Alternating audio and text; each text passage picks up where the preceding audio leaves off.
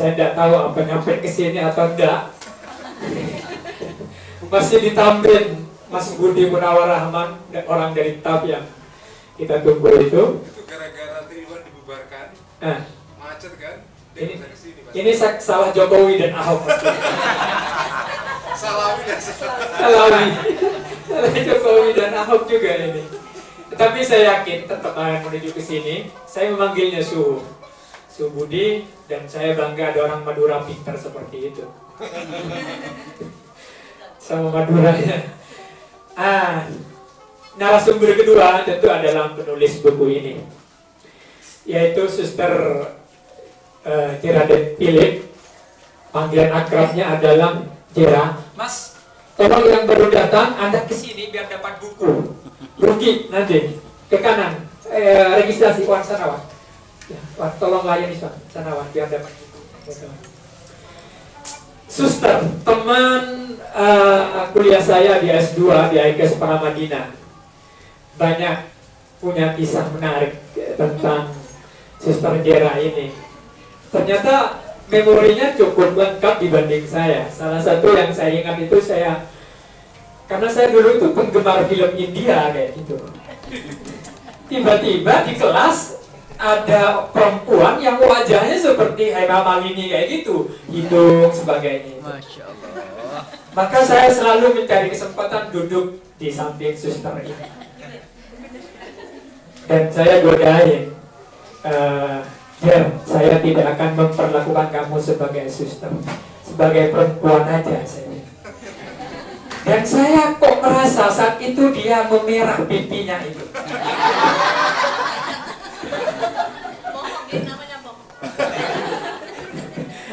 Tetapi selalu berdebat tiap hari, tidak pernah akur. Jadi setelah berapa itu, tahun 2004 kalau tidak salah lulus, baru kali ini ketemu. Dan saya senang sekali ketika Su Budi menawarkan untuk launching ini, karena saya sudah kenal beliau cukup lama. Seorang yang menurut saya sudah dulu buku-buku tahun berapa itu mengenalkan passing author, dan rasanya Suster Jera bagian dari itu. Dia juga kemana-mana, dia juga kerap datang ke Majelis Ulama, datang ke NU, ke Muhammadiyah, sebagainya. Jujur saya belum baca buku ini. Saya tidak tahu bagaimana menjelaskannya melampaui pluralisme ini. Kalau selama ini saya mengenal dulu itu eksklusivisme, inklusivisme, kemudian pluralisme. Kalau pluralisme itu yang saya pahami adalah ya sikap kita menghadapi dengan sangat lapang dada realita keberagaman, sekaligus tak canggung-canggung untuk kita itu bekerja sama, untuk kita datang, untuk kita mengikuti ritual-ritual dengan kesetiaan yang tinggi dengan iman yang kita miliki. Jadi jauh dari gambaran, Mas, tolong yang baru datang ke sini biar dapat buku, registrasi dulu.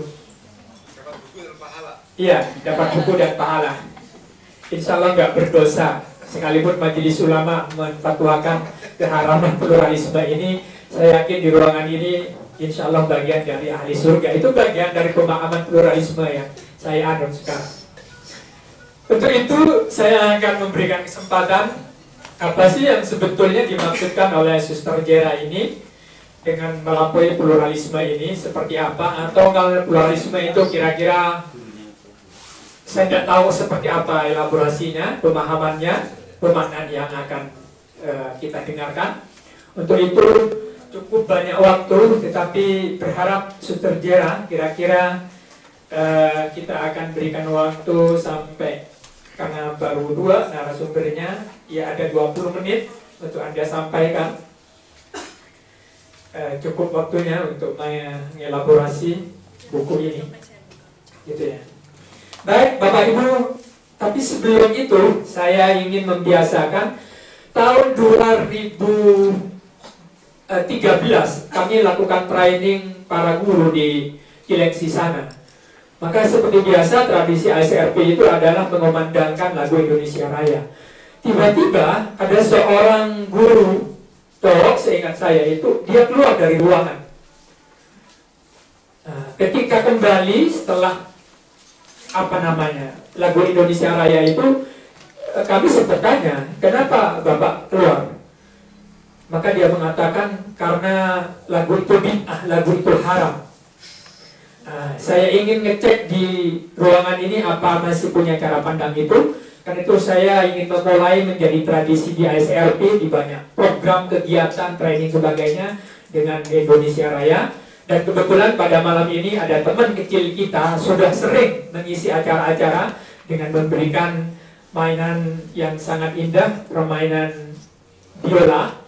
Karena itu berharap kita akan menikmati, syukur-syukur seperti halnya di film-film di Amerika itu, begitu lagu kebangsaan itu dilantunkan, kita berdiri karena luar biasa perjuangan untuk mendapatkan lagu dan kemerdekaan ini. Kita akan mencoba mengajak Bapak Ibu semua berdiri, menghormati perjuangan dengan darah dan air mata harta, diiringi oleh Mas Sandi pada kesempatan ini. Gimana nih? Ada yang keluar ini? Awas. Saya boleh bergeser ke sana? Enggak usah pakai. Iya, Pak. Enggak usah.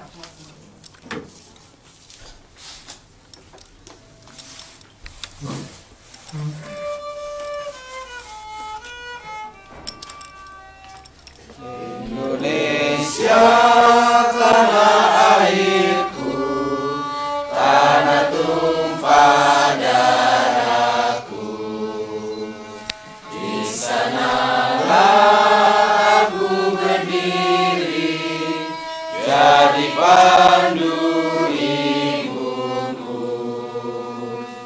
Indonesia kebangsaanku, bangsa dan tanah airku.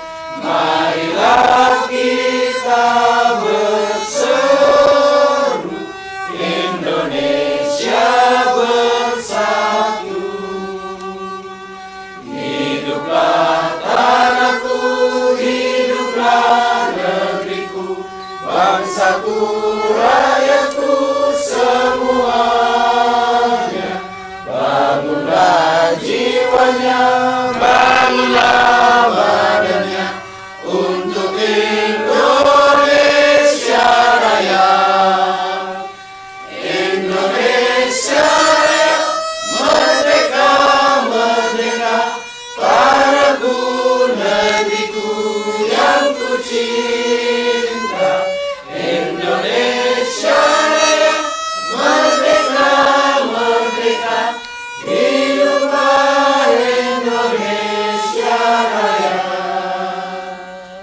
Indonesia Raya, merdeka, merdeka, tanahku, negeriku yang ku cinta. Indonesia Raya, merdeka, merdeka, hiduplah Indonesia Raya.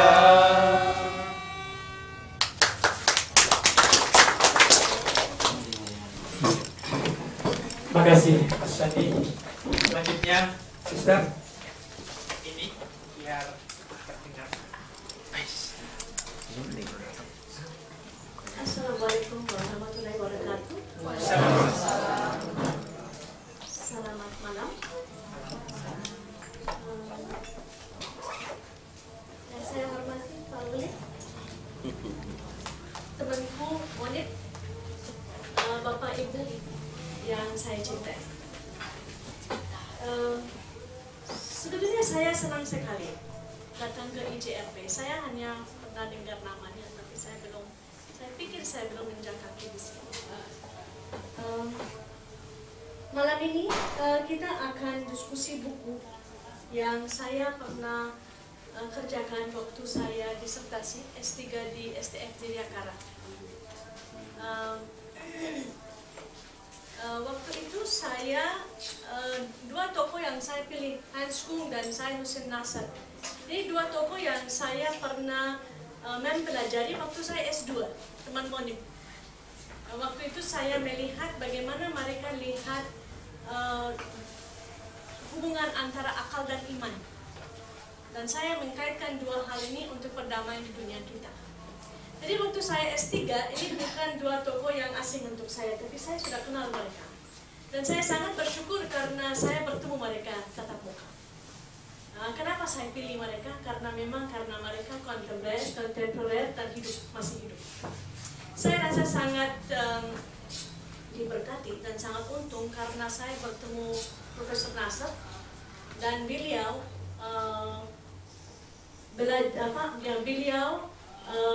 koreksi tulisan saya bagian dia.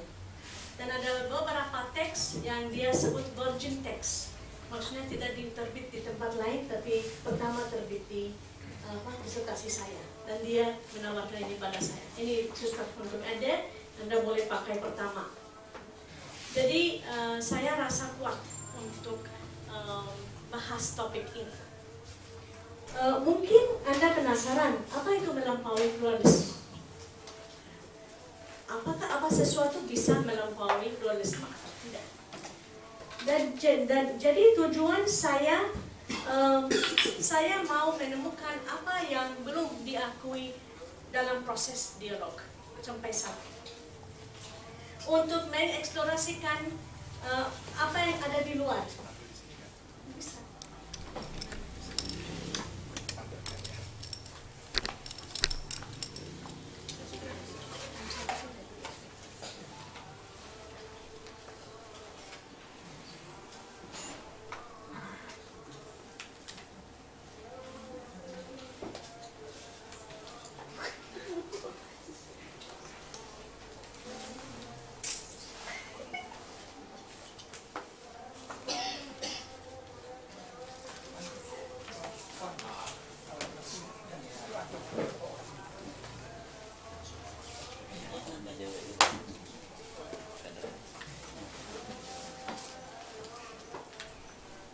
Yang mumpung ini, yang baru datang kalau ingin buku segera mundur ke belakang, khawatir nanti kehabisan.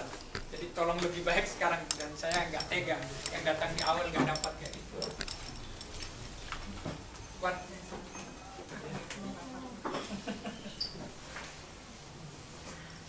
Ya, untuk mengeksplorasikan kemungkinan apa yang ada di luar pendekatan yang ada, terutama di luar pluralisme. Kenapa ini menjadi prihatin atau concern saya? Kita punya pendekatan eksklusivisme. Mungkin Anda tahu, saya tidak akan bahas ini di sini. Kalau dalam eksklusivisme mungkin kita melihat, atau mungkin kita perlu bahas ya. Nanti mau Anda kasih tahu waktu habis ya. Sudah saya buat ini khusus untuk ICR dan nanti apa?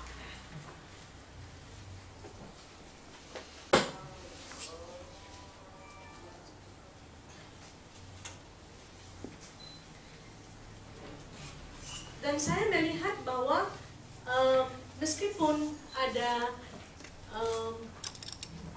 progres dari cara untuk melihat kemajemukan, tetap ada kerusuhan, tetap ada orang yang bunuh satu sama lain. Ada apa dalam dialog sehingga kita tidak mencapai pendekatan yang cukup bagus. Ada tiga pendekatan untuk menghadapi kemajemukan atau keragaman agama. Kita tahu ada eksklusivisme yang menegaskan bahwa kebenaran yang lengkap hanya ditemukan di satu agama, biasanya di agama saya sendiri. Di luar agama saya tidak ada keselamatan. Sayang ya. Tapi saya sebenarnya bersyukur dan terima kasih kepada eksklusivisme karena setidak-tidaknya mulai. Ini langkah pertama, setidaknya mulai. Terus inklusivisme menerima adanya pewahyuan dalam agama-agama lain yang juga menjadi tanda dan sarana untuk menuju keselamatan. Jadi kita mau keselamatan, kita semua akan bersama, jalan bersama. Dan kalau kita melihat istilah Karl Rahner, dia sebut enonim Christi. atau non-Muslim.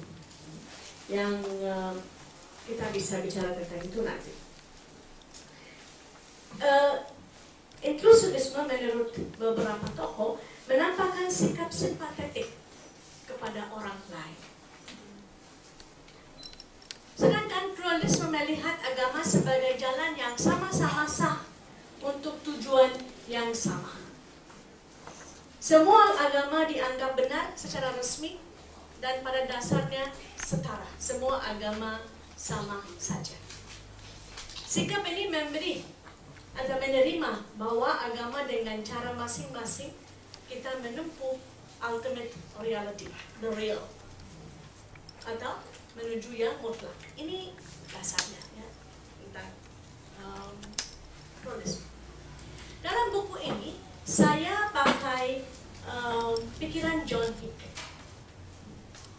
Karena kalau kita lihat orang-orang sesudah John Hick seperti Paul Milton dan yang lainnya, semua dipengaruhi oleh John Hick. Meskipun ada berbagai pandangan tentang pluralisme, diskusi tersebut bisa dikatakan terbatas dengan John Hick. Pluralisme sebetulnya ambil langkah lebih dari inklusivisme, membawa platform yang sama atau kita bisa sebut kalimatun sawa. Sikap pluralis semua agama sama saja.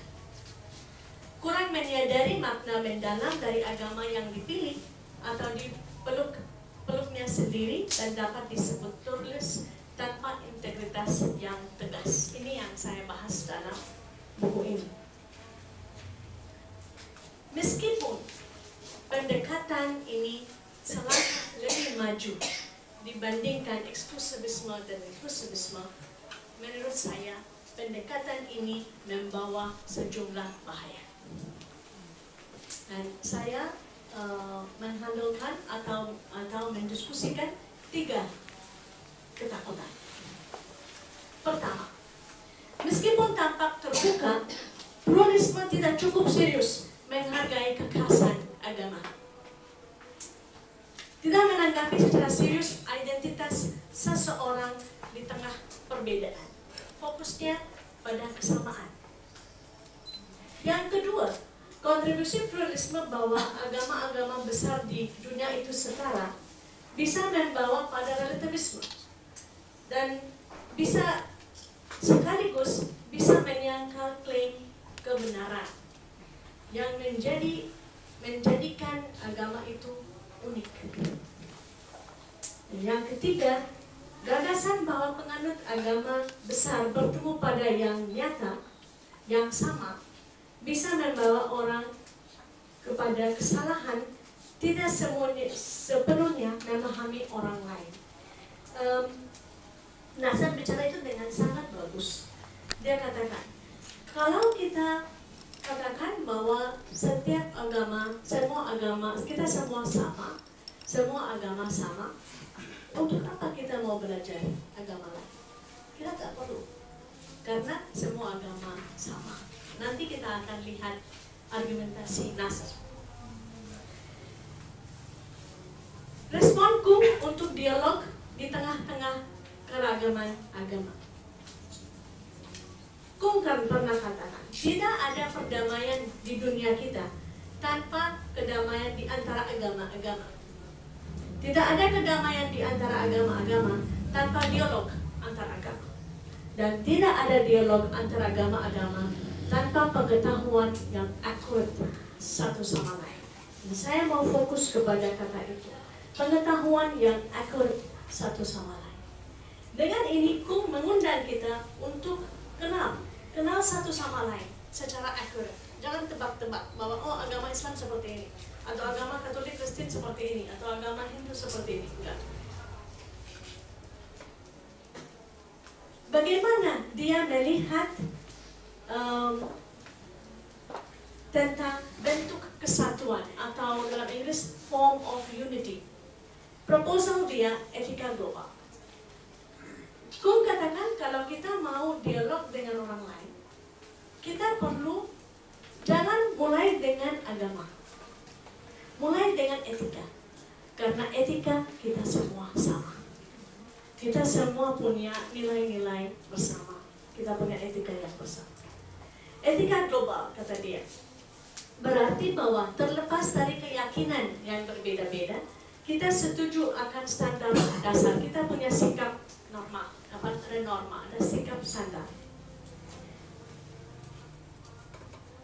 Dia juga katakan bahwa etika global bisa membawa penganut agama-agama ke perdamaian. Bagaimana Kung melihat dialog di tengah-tengah keragaman agama? Menurut Nasr, dia melihat dari sudut pandang tradisi. Apa itu tradisi? Tradisi menurut Nasr muncul dari sumber, the source, ya. Bahwa segalanya berasal dari dan menjadi tempat berpulangannya segalanya itu. Kita muncul, kita tumbuh dari dari sumber, kita kembali kepada sumber. Yang dia katakan bahwa ini merangkul, sumber ini merangkul seperti nafs al-Rahman, the breath of the compassion, seperti nafas.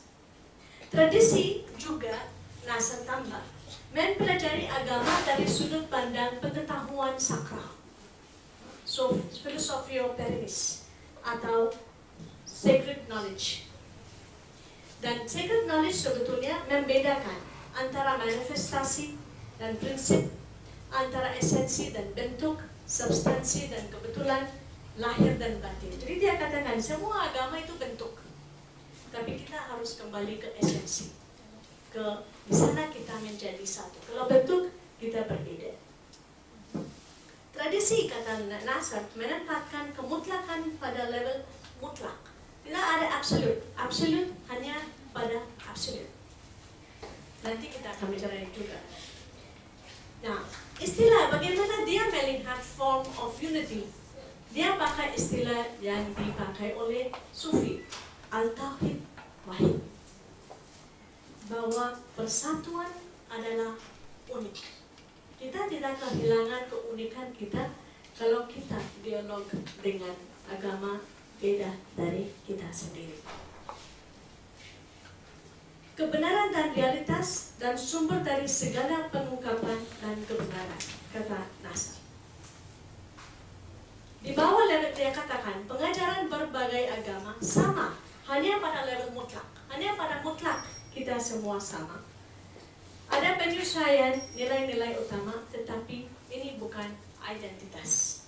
Jadi nanti kita akan lihat bagaimana saya pakai etika global dan sainsa sekra atau pengetahuan sakral atau Philosophia Perennis Nasr untuk membawa pendekatan yang melampaui dualisme.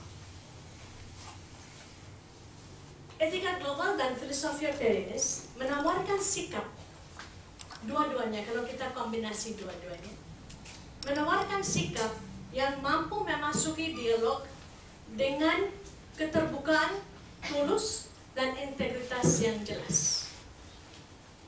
Seorang beriman sanggup secara total dan jujur terbuka mendalami agamanya sendiri, sehingga dia dapat menawarkan kebenaran kepada orang lain. Jadi saya terbuka kepada agama saya sendiri. Saya tahu agama saya sendiri, sehingga saya dengan otoritas bisa menawarkan kepada yang lain.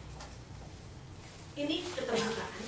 Sekaligus saya terima untuk mendengar agama, klaim kebenaran atau nilai-nilai agama dari penganut lain. Ini keterbukaan. Integritas, bahwa agama dan iman saya paling baik untuk diri saya. Saya otentik dengan agama saya. Integritas terbuka, sikap berintegritas tetapi sekaligus terbuka. Bisa disebut pendekatan integritas terbuka. Nanti saya akan membahasnya lebih dalam dengan bagaimana integritas terbuka melihat atau menjawab tiga rasa takut yang kita dapat dari dualisme. Pertama, keterbukaan terhadap klaim kebenaran. Ini yang pertama. Karena pluralisme katakan hanya sebuah klaim kebenaran tertentu adalah perwujudan dari seluruh kebenaran. Jadi pluralisme katakan satu klaim kebenaran cukup, semua ada di sana, yang lain. Dalam pendekatan pluralistik, setiap klaim kebenaran adalah benar dan sah, yang mengarah pada relativisme radikal. Kalau semua klaim kebenaran sah dan benar, dan tidak ada ruangan untuk dialog, karena semuanya bagus, semuanya sah, semuanya benar. Untuk menghindari pandangan terbatas ini, strategi yang lebih baik adalah terbuka untuk kemungkinan bahwa klaim kebenaran tertentu mungkin mengartikulisasikan isu tertentu lebih baik daripada klaim kebenaran bersaing.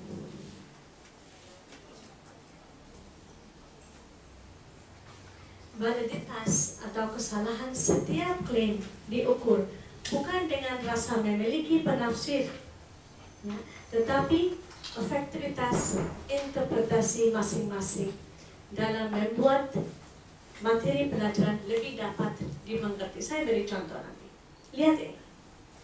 Sebuah klaim kebenaran dapat benar dan sah. Sebuah klaim kebenaran mungkin benar sehubungan dengan isu tertentu. Saya punya klaim kebenaran. Saya beri contoh. Klaim kebenaran saya sebagai seorang Kristiani. Klaim kebenaran bahwa Yesus adalah Tuhan, Nabi, adalah Tuhan, manusia 100%, Tuhan 100%, disalibkan. Betul kan? Klaim ini tidak bisa tawar-menawar. Sedangkan Islam katakan bahwa, saya sebagai seorang Islam katakan bahwa klaim terhadap Yesus, Nabi Isa, tidak disalibkan. Oke? Susah kan? Orang nggak mau bicara. Jangan deh, kita semua sama kok. Untuk apa mau masuk di sini? Percuma kita masuk. Nah, ini klaim kebenaran satu. Ada klaim kebenaran yang lain dapat berlaku sehubungan dengan masalah lain.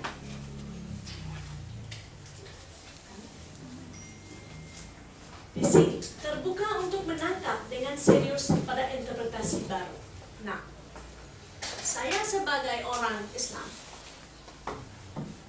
saya sebagai orang Kristiani dulu ya. Saya sebagai orang Kristiani, kalau seorang Islam bilang sama saya bahwa enggak, Jera, no, Yesus tidak disalibkan, dia diangkat. Dan penafsirannya banyak ya, kalau lihat tafsir itu banyak. Kenapa? Argumentasinya banyak. Kenapa ini terjadi? Kenapa ini terjadi? Salah satu tafsirannya bahwa kalau waktu Nabi Ibrahim pergi dengan Ismail, tapi tidak disebut di Al-Qurannya waktu itu, korbannya tidak disebut. Ismail itu tidak disebut di Al-Quran, nanti sebutnya. Kalau Nabi Ibrahim pergi dengan korbannya dan Tuhan menggantikan korban dengan domba, bagaimana dia bisa lewatkan ini begitu saja? Pasti dia campur tangan. Kan argumentasi dari Islam.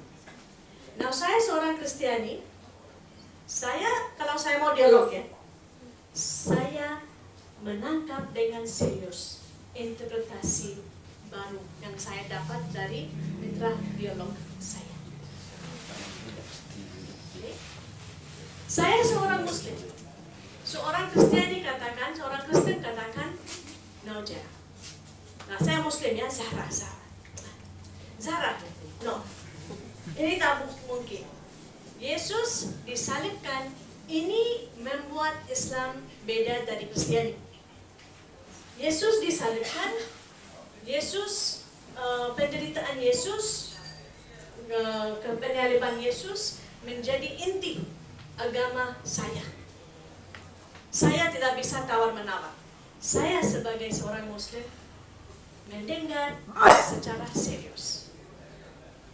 Saya terima interpretasi dia. Dua-duanya terima interpretasi satu sama lain, tapi interpretasi yang baru yang saya dapat dari mitra dialog saya tidak mengurangi iman saya terhadap apa yang saya percaya. Ini terjadi dengan integritas terbuka. Dan memang kenapa saya pilih Kung dan Nasr, karena ini salah satu topik di mana mereka bahas. Kalau kalian baca pengantar Nasr, di sana dia tulis, dia dan Kung cukup konflik karena mereka bicara tentang hal-hal teologis. Dan Nasr katakan, kalau kita mau dialog yang benar, seperti kita buka lemari dan keluarkan yang harta dari iman kita masing-masing ada dalam lemari, keluarkan. Kalau kita hanya buka lemari satu sama lain, oh indah, ini dialog yang basa-basi, omong kosong. Ya. Jadi 3 menit lagi. Nah, menurut Nasr, ada klaim yang bertentangan dengan kebenaran yang dapat menjadi tantangan untuk pemahaman antaragama. Dan dia pakai Sophia Perinis. Integritas terbuka menyediakan ruang dan penghormatan untuk mengatakan klaim kebenaran. Jadi yang saya katakan tadi, kita terbuka untuk interpretasi. Tujuan dialog bagi Kung dan Nasr bukan mengubah keyakinan seseorang, melainkan untuk menciptakan ruangan untuk keyakinan. Atau keyakinan lain ini tercipta, martabat perbedaan akan tumbuh dengan subur. Mereka merayakan perbedaan. Celebrate differences. Kedua, terhadap relativisme, semua agama sama. Kung katakan, tidak ada ketimpangan relativisme yang baginya tak ada yang mutlak. Hal ini merupakan soal pemahaman tentang relativitas yang menghalangi terciptaan kerukunan antara agama-agama yang berbeda. Kata Nasr, kata dia, supaya tidak merelativisasi perbedaan bentuk suci, Nasr bicara tentang kecerdasan yang mencerahkan, illuminated intelligence. Illuminated intelligence bisa melihat perbedaan. Kata dia, kalau kita katakan semuanya sama, dan ini seperti kata suci ya, kita katakan it's a holy way gitu. Ini cara suci untuk katakan kita semua oke, tak perlu gitu. Sekalipun perbedaan, semua merefleksikan kebenaran yang unik. Ketiga, semua agama adalah sama karena akhirnya menuju yang nyata. Kembali lagi, inti keyakinan ini dipertahankan oleh integritas terbuka, etika global, dan filosofi Perinis. Inti keyakinan melindungi keunikan Islam dan Kristen. Semua agama tidak sama, karena integritas terbuka tidak mengklaim bahwa semua agama saja. Karena kalau semua agama saja, tidak akan ada wahyu. Dan setiap agama lahir karena ada intervensi Tuhan. Kalau semua agama sama, Tuhan tidak kerja. Tuhan tidak kerja. Kesimpulan, 2 menit. Meski ada fakta bahwa Muslim dan Kristen telah mengusahakan dialog selama bertahun-tahun, masih ada jarak antara mereka. Mungkin di ICRP tidak, tapi dunia lihat. Pendekatan eksklusivisme, inklusivisme, dan pluralisme digunakan sejauh ini masih jatuh pada usaha mempertemukan perbedaan agama dan membahas perbedaan antara Islam dan Kristen. Nasar dan Kung menggunakan filosofi fairness dan etika global untuk mendorong dialog secara serius. Ini disebut integritas terbuka. Menawarkan, now saya mau Anda lihat. Akhirnya, teologi dan filsafat Kung dan Nasar, saya katakan, kita perlu dua-duanya. Kung katakan bahwa kita perlu satu etika. Satu etik yang mempersatukan semua agama. Sedangkan Nasar katakan, inti persatuan setiap agama adalah intervensi Tuhan. Ya. Jadi, kita perlu dari etika masuk ke intervensi Tuhan. Kita akan sungguh membuka diri pada Tuhan. Kalau kita memberanikan diri untuk masuk ke dalam diri kita, kita sungguh membuka diri pada Tuhan.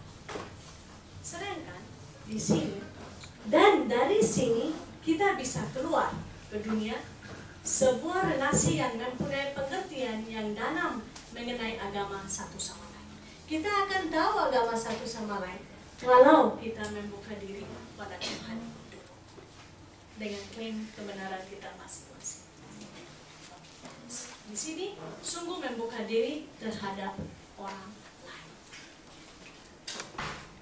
Nah, ini kita akan skip ini, tapi saya mau Anda lihat satu hal.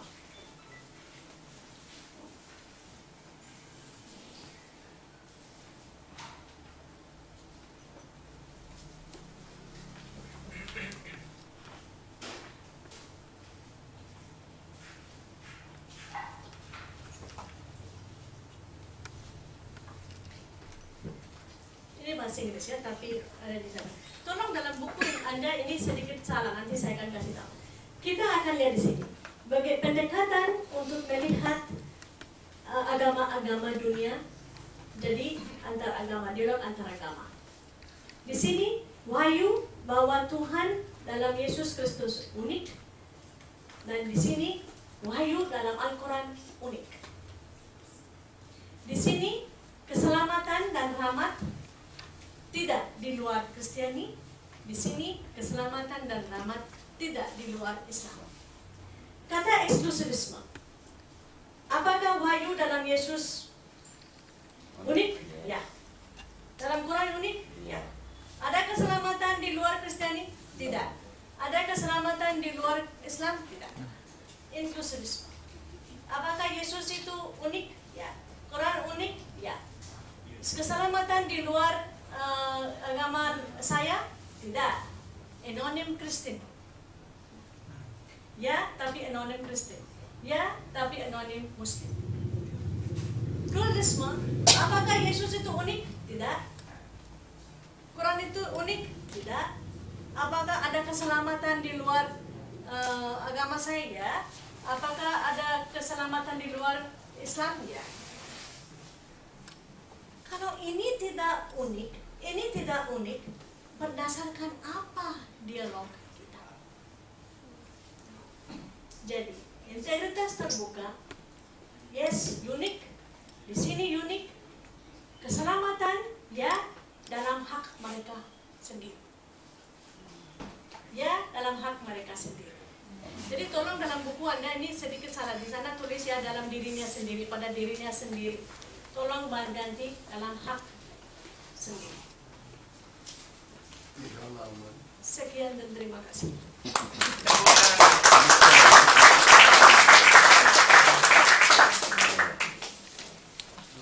Baik Bapak Ibu, nanti kita akan sambung untuk lebih mempertajam dalam dialog-dialog yang akan kita lakukan.